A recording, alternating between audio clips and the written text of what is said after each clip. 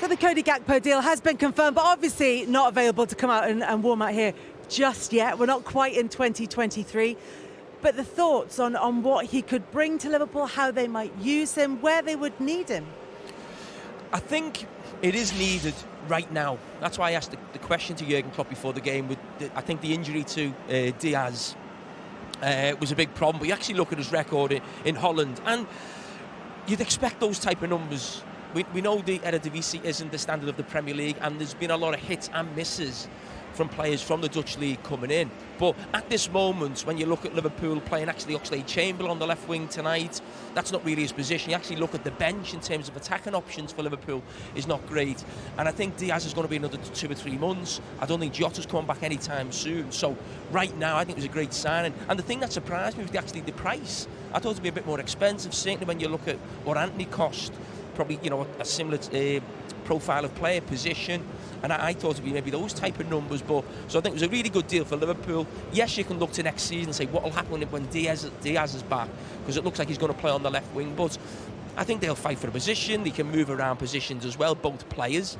And if a push comes to shove, they'll probably sell one of them in 18 months, if they can't really fit them in. But no, I think it's a really good decision. I think it's a really good signing. I think that it fits the profile of what Liverpool have signed in Mane and Salah, in Jota, those sort of 30 to 40 million pound bracket of signings. I think what Jurgen Klopp said before over there is that we normally get good value out of our signings and we normally improve them.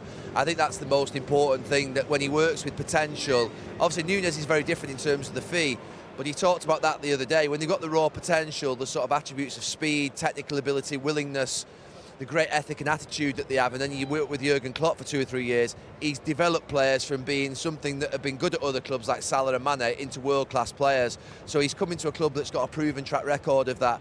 I mean, in terms of the Manchester United side of things, I think it's important to mention, I watched him in the World Cup 2 or 3 times live. I actually didn't think it was something that United did need. I know a lot of Manchester United fans have been disappointed, but with Rashford and Garnacho on the left and Sancho and Anthony, I think he's that type. Jurgen Klopp said himself, he thinks his best position is off that left-hand side. You can put Martial into that as well. So from that point of view, I know there's a rivalry.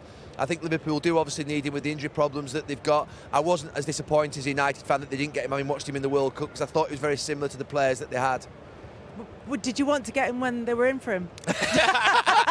Well, once Manchester United chose not to pursue Cody Gakpo. No, I mean, look, you can accumulate players and you can say every new player you want in your club, you want to buy more players all the time. But with Rashford, Garnacho, they need a centre-forward, Manchester United. He's not a centre-forward of the style that Manchester United need at the moment, I don't believe.